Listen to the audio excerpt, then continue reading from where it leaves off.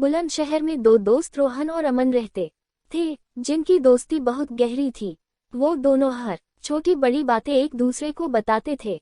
एक दिन रोहन अमन को गले लगाकर बहुत खुशी से बोलता है, रोहन भाई, आज तेरी भाभी नैना ने मेरा प्रपोजल एक्सेप्ट कर लिया। आज तेरा भाई बहुत खुश है। आज तू जो मांगेगा वो मिलेगा तुझे। बता क्या चाहिए? अमन, पक्का ना साले, जो मांगूगा वही देगा, बाद में मना तो नहीं करेगा।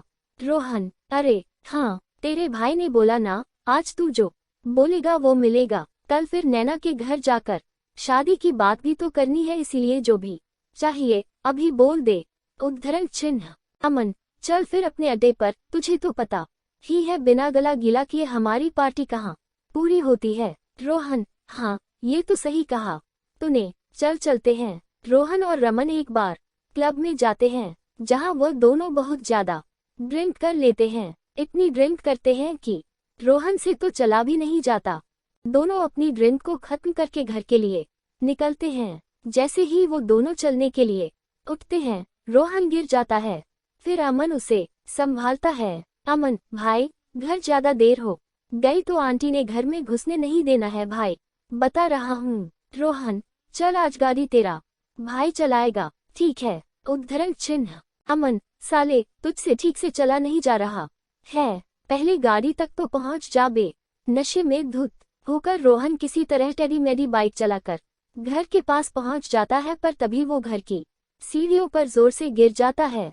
अमन भाई, तू ठीक तो है? लगी तो नहीं तुझे? तभी रोहन की माँ लता वहाँ आती है और बोलती है, लता ये क्या हुआ तुझे, ऐसे नीचे क्यों पड़ा है? रोहन, अरे माँ, आज तेरे बेटे ने बाइक को हवा में उड़ाया, हवा में लू उलू करके ऐसे करके उड़ाया। लता, आज फिर पीकर आया है। अरे नालायक, जब संभाल नहीं सकता अपने आप को तो क्यों इतनी पीता है? जैसी तेरी हरकतें हैं, तुझे तो किसी ने अपनी बेटी भी नहीं देनी। रोहन, अरे माँ, समझ दे दी तेरी बहू ने, हाँ कर दी, तभी पार्टी की हम दोनों ने। रोहन, अमन यार, ये आंखें खुल ही नहीं रही हैं मेरी, जितनी तूने पी हुई है उसके बाद तो तेरी जुबान भी नहीं खुलनी चाहिए थी। लता, अमन बेटा, तू ही लेकर आ जा इस नालायक को अंदर, इसके खुद के बस की बात नहीं है। अमन रोहन को अंदर ले जाकर कमरे में सुला देता है और खुद भी उसी के साथ सो जाता है। अगले दिन सुबह लता रोहन को आवाज मारकर उठाती है तो आंखें खोलकर भी वो नींद में होता है। रोहन, माँ, अभी तो अंधेरा हो रहा है, सुबह तो होने दो। उद्धरण चिन्ह। लता, नालायक, अभी भी नशे में है। सूरज सर पर आ गया है, आंखें खोलकर देख और तब होगी तेरी सुबह। एक आवाज में उठकर नीचे आ जा वरना तेरी टांगे तोड़ देनी है मैंने आज। रोहन, यार अमन, तू कहाँ है? ये मेरे कमरे में इतना अंधेरा क्यों रखा है?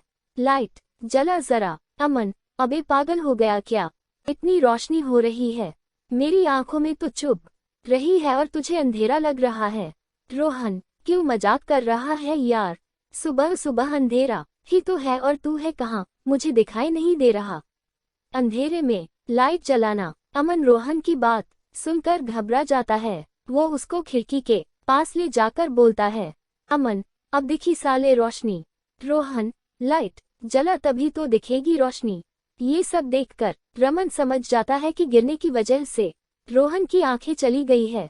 अमन भाई, तू अंधा हो गया लग रहा है, सुबह के 10 बज रहे हैं लेकिन तेरी आंखों में रोशनी नहीं जा रही है।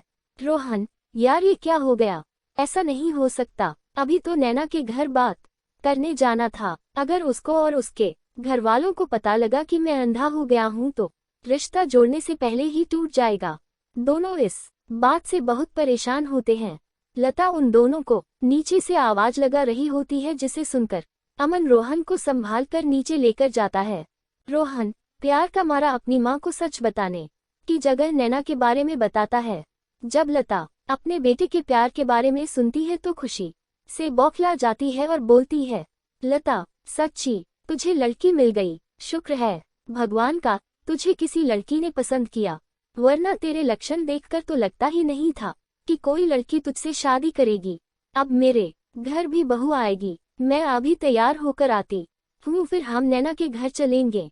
लता तैयार होने चली जाती है और अमन भी रोहन को तैयार कर देता है। तीनों नैना के घर जाते हैं जहाँ पर नैना की माँ कमला उनका स्वागत करती है और सबको बैठने के लिए बोलती है।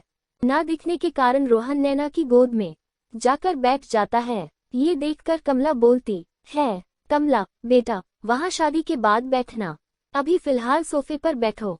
रोहन, माफ करना आंटी जी। दोनों परिवार मिलकर रिश्ते की बात करते हैं। इस बीच नैना रोहन को ही देख रही होती है और रोहन इधर उधर देख रहा होता है। तभी नैना रोहन को कोहनी मारकर बोलती है, नैना तुम्हारे बगल में बैठी हूँ मैं, इधर उधर क्या देख रहे हो। ये सुनकर रोहन अपने मन में कहता है, रोहन मन में इधर उधर तो तब देखूंगा ना जब कुछ दिखेगा। हे भगवान, इतने समय बाद मुझे मेरा प्यार मिला, वो भी पूरी तरह मिलने से पहले ही आपने मुझे अंधा कर दिया। नैना बोलोगे भी आप कुछ या नहीं। रोहन, बेबी पूरी जिंदगी अब तुम्हें ही तो देखना है। दोनों के घरवाले एक हफ्ते बाद की शादी की डेट फिक्स कर देते हैं, लेकिन रोहन अपने अंधेपन के लिए बहुत परेशान था।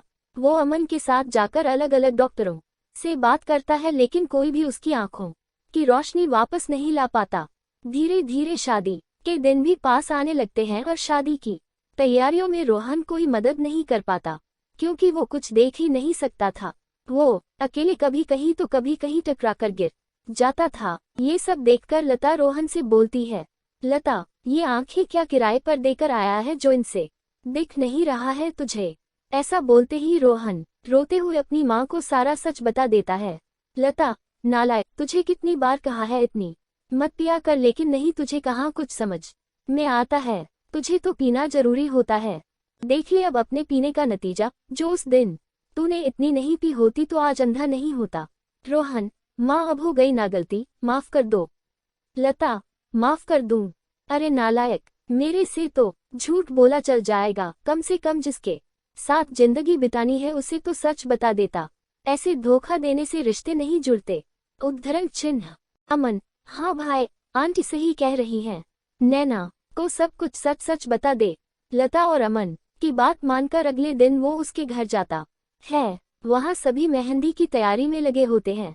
दूल्हे को अचानक अपने घर देखकर कमला और नैना उसके पास आकर बोलते हैं, नैना, अरे रोहन, तुम यहाँ, कुछ काम था। तुम क्या देख रहे हो? मैं तुमसे बात कर रही हूँ, मेरी तरफ देखकर बात करो। रोहन, मैं जहाँ भी देख रहा हूँ तुम उसी तरफ आ जाओ, क्योंकि मेरी आंखों की रोशनी जा चुकी है, मैं देख नहीं सकता। नैना, क्या ये क्या मजाक कर रहे हो तुम?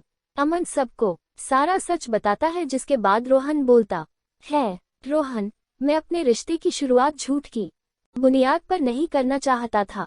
मानता हूँ तुमसे प्यार करता हूँ, पर शायद ये सच बताने के बाद तुम्हें हमेशा के लिए खो दूंगा, लेकिन झूठ बोलकर तुम्हें पा भी लेता तो कभी तुमसे नजरें नहीं मिल पाता। तभी अमन रोहन के कान में मजाक में बोलता है, अमन, अबे साले, नजरें तो तू सच बोलने के बाद भी नहीं मिला पाएगा। रोहन, साले तू चुप कर, फ्लो मत बिगाड़, चल भाग यहाँ से। रोहन, अब जो भी तुम्हारा फैसला होगा मुझे मंजूर है। रोहन के इतना बोलने पर अमन और लता वापस जाने के लिए मुड़ते हैं और रोहन वहाँ खड़ा खड़ा अमन से बोलता है, रोहन, अबे साले, अब पकड़ कर ले चल। सारे डायलॉग की ऐसी की तैसी कर दी। अबे कहाँ गया, अकेला तो नहीं चला गया? निकम्मे अमन। रोहन खुद धीरे धीरे चलने लगता है, तभी किसी चीज से उसका पैर टकरा जाता है और वह गिरने वाला होता है, लेकिन नैना उसे संभाल लेती है। रोहन उसे अमन समझकर बोलता है, रोहन, साले, कहाँ चला गया था तू? हाँ, मुझे छोड़कर कहाँ चला गया था? अभी गिर जाता मैं। नैना, मेरे होते हुए तुम कभी नहीं गिरोगे। रोहन, जिंदगी के इस मोड़ पर मैं तुम्हें अकेला नहीं छोड़ूंगी। रोहन मन में, वाह यार, स्पीच आखिर काम कर ही गई। लव यू भाई। अमन, ये तूने ही लिख कर दी थी। रोहन, एक बार फिर सोच लो नैना, क्या तुम्हें अंधा पति जिंदगी भर के लिए स्वीकार होगा? नैना, हाँ मुझे स्वीकार है, आज से मैं तुम्हारी आंखें बनूंगी। नैना रोहन को अपना लेती है। दोनों की शादी हो जाती है। शादी के बाद नैना कमरे में रोहन का इंतजार कर रही होती है। वो गिरता पड़ता कमरे में आकर बोलता है, रोहन, काश अमन साथ होता, लेकिन आज तो सुहागरात है। आज के दिन तो अकेला ही जाना पड़ेगा। नैना संभाल कर रोहन को बेड के पास लाती है। रोहन नैना की गर्दन दोनों हाथों से पकड़कर बोलता है, रोहन, अरे ये तुम्हारी कमर इतनी पतली और ऊपर कैसे हो गई? नैना, बेबी, वो मेरी गर्दन है, अपना हाथ मेरे हाथ में दो। नैना रोहन के हाथों को अपनी कमर पर रखकर बोलती है, नैना, अरे मेरे अंधे पति, ये है मेरी कमर। वैसे मानना पड़ेगा, आंखें नहीं है लेकिन रोमांस कूट कूट कर भरा है आप में। रोहन, रोमांस के लिए आंखों की क्या जरूरत? नैना, अच्छा तो किसकी जरूरत होती है? उद्धरण चिन्ह। रोहन, रुको अभी बताता हूँ। रोहन नैना को गोद में उठाता है और अंदाजे से बेड पर लिटा देता है। उसके बाद वो दोनों अपनी शादी की पहली रात को एंजॉय करते हैं। इसी के साथ नैना रोहन को अंधे होने के बाद भी अपने पति के रूप में अपना लेती है और रोहन की आंखें बनकर उसकी जिंदगी में खुशियां भर देती है।